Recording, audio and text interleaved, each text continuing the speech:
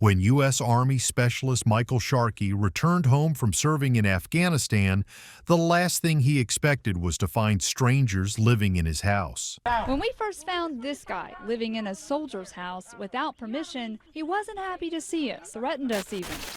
Standing on the front lawn with his wife Danielle beside him, he could hardly believe what he was seeing. The yard was completely overgrown and strange curtains now hung in the windows. They had been stationed in Hawaii for months and had been counting down the days until they could return to their peaceful home. But now something felt really wrong. Michael pulled out his keys, but as he tried unlocking the door, they wouldn't turn. He jiggled them a few times before realizing the locks had been changed. A strange feeling crept in. Was he at the wrong place? He stepped back, checked the house number and street sign, and his stomach dropped. It was definitely their home. He took a steadying breath and knocked. Moments later, a man he'd never seen before opened the door. "Who are you, and what are you doing in my house?" Michael asked, his voice sharp with confusion and anger. The man, who introduced himself as Julio Ortiz, leaned casually in the doorway.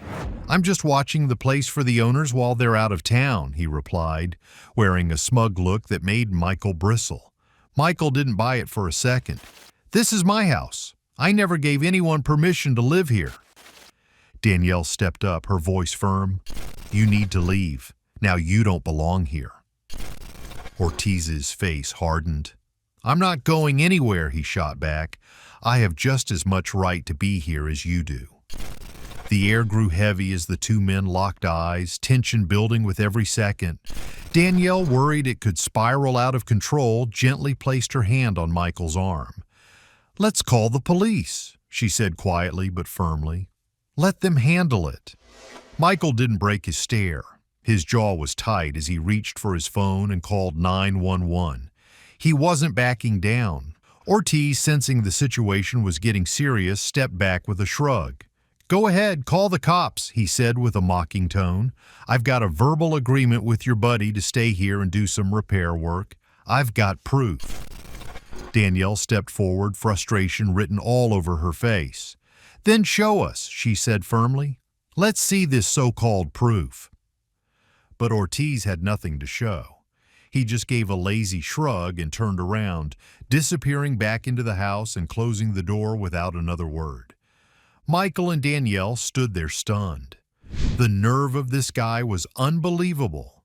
Strangers were living in their home, using their things, and possibly even damaging the place they had poured so much into. Michael pulled Danielle a little closer, wrapping his arm around her shoulder and giving her a gentle squeeze. "We'll figure this out," he said, steady and sure. "I didn't serve my country just to come back to this mess. We'll wait for the cops." Danielle leaned into him and nodded. They were shaken, but they weren't giving up. Not long after, a police car pulled up in front of the house. Seeing the officers brought a flicker of hope. Michael and Danielle quickly walked over and explained the situation. The officers listened, then made their way to the front door, their expressions serious. Michael and Danielle stayed back, watching closely. They exchanged a quiet look. Finally, someone was here to help. When the officers knocked, Ortiz opened the door, acting like nothing was wrong. He smiled at the police as if he had nothing to worry about. Michael's jaw clenched at the sight, but he held it in. He needed to stay calm.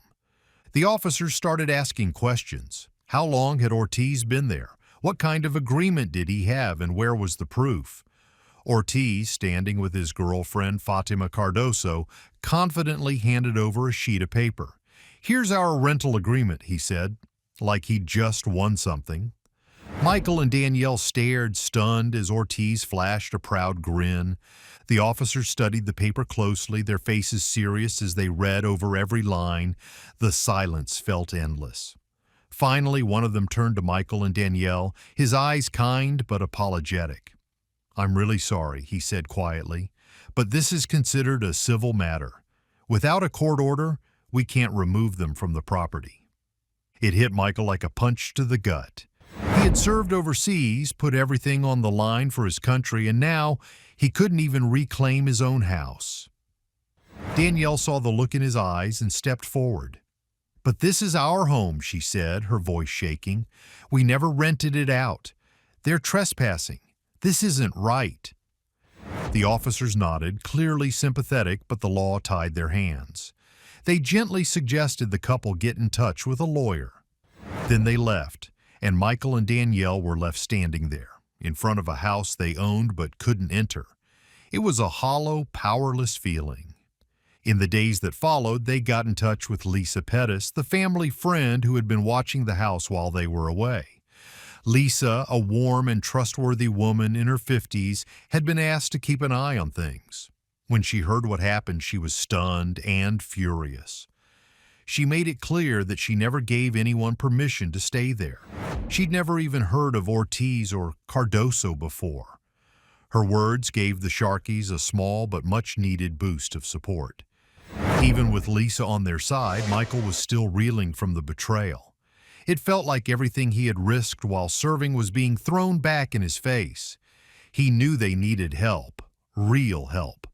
So one morning he called into a local radio station hoping to get the word out. His voice cracked with frustration and disbelief as he explained their story live on air. How he had returned from duty to find squatters in his house and how the law seemed to offer no protection. He wasn't just looking for attention.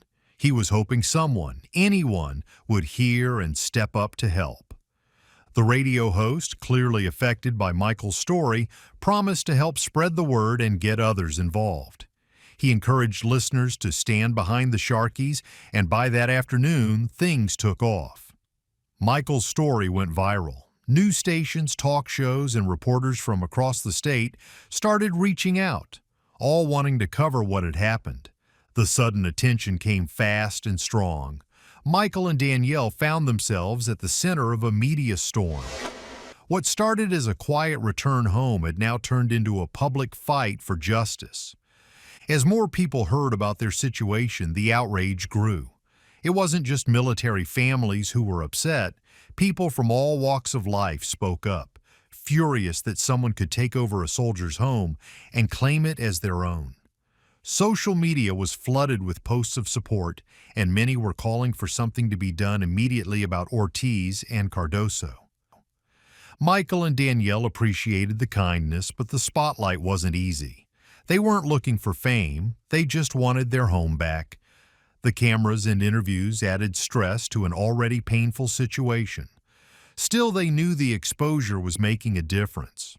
The attention gave their fight more weight, and they were determined to hold on. As their story continued to spread, it reached the ears of two veteran biker groups, Veterans Warriors and Sand Soldiers of America. These groups weren't just clubs, they were tight-knit families of former service members who looked out for their own. When their leaders, Jack Maverick Wilson and Sarah Phoenix Thompson, heard what had happened, they felt it in their bones. This wasn't just unfair, it was personal. Maverick, a tough Marine veteran with a silver-streaked beard and steady eyes, had been through more than his share of fights. This was one he wasn't about to ignore. Phoenix, small in frame but all fire and grit, had served as an Army medic.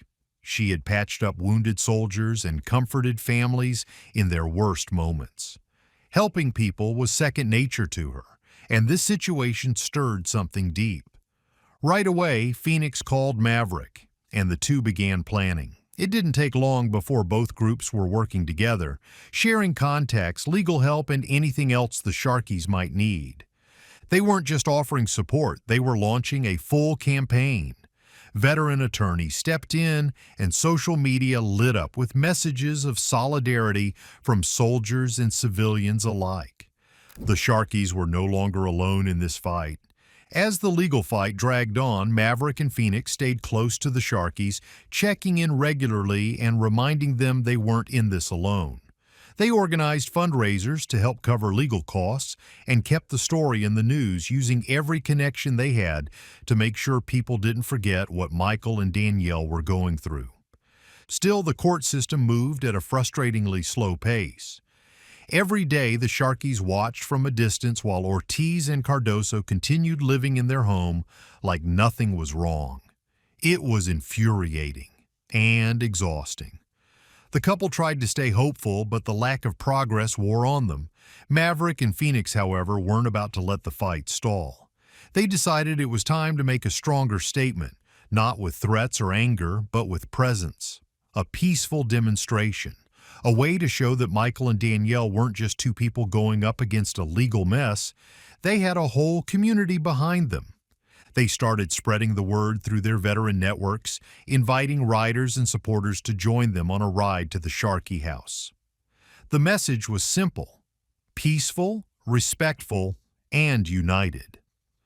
But they knew the image of dozens of bikers showing up would send a message loud and clear. As the demonstration day drew near, Michael and Danielle felt a mix of emotions, grateful for the support, but also nervous. This wasn't something they ever imagined being part of. But the bikers reassured them. They coordinated with local police, made sure everything was planned down to the smallest detail, and made it clear to everyone involved: no shouting, no trouble, just quiet, visible support. Then, just days before the big ride, something unexpected happened. Ortiz and Cardoso vanished. No warning, no confrontation. They just packed up and left. Whether they caught wind of the demonstration or realized the pressure wasn't letting up, no one knew for sure. That Sunday morning, as the bikers rolled into the neighborhood, the scene was quiet. Too quiet. The Sharkey house sat still and silent. The windows were dark, the doors shut. Inside, the damage left behind was waiting, but the squatters were gone. The house didn't feel like home yet, but for the first time in a long while, it belonged to Michael and Danielle again. Maverick, Phoenix, and a small group of trusted riders made their way to the front door, their boots crunching on the overgrown path. They'd seen a lot over the years, tough situations, tough people, but nothing quite like what was waiting inside. The moment they stepped through the door, the smell hit them hard. It was the sharp, sour stench of neglect, old dog waste, rotting food, and damp carpet. The floors were a mess, scattered with dog feces, and the once soft carpet was stained, ripped, and beyond saving. The walls were covered in holes and crude graffiti, a careless mess where there had once been a welcoming home. They moved quietly through the house, each room telling its own story of disrespect. The kitchen was a disaster zone, appliances broken, dishes smashed, drawers emptied out. The bathrooms weren't any better. The toilets were filthy, overflowing, and clearly hadn't been touched in weeks, maybe months. In the bedrooms, the mattresses were ruined and dirty. Every drawer, every closet, emptied. Ortiz and Cardoso had taken whatever they could and left the rest in ruins, but the hardest part to see was outside. The yard that Michael and Danielle had once taken such pride in was now barely recognizable. The grass had withered into patches of yellow and brown, flower beds were flattened and smothered in weeds, and the trees stood bare, branches stripped, leaves gone. It looked abandoned. It felt heavy. The bikers stood there for a moment, taking it all in. Quiet anger simmered beneath the surface. How could anyone treat someone's home like this, especially knowing the owners were away serving their country? It was hard to understand. But there wasn't time to dwell on the damage. They were here for a reason, and that was to fix it. No one needed to say a word. The team got to work right away, gloves on, tools out. They scrubbed every inch of the floors, hauling out what couldn't be saved. They ripped up the carpets, patched up the walls, and added fresh coats of paint in soft, welcoming colors. The bathrooms were deep cleaned, scrubbed until they shone. The bedrooms were reset with new clean mattresses, fresh bedding, and a little dignity. It was slow, dirty work, but no one complained.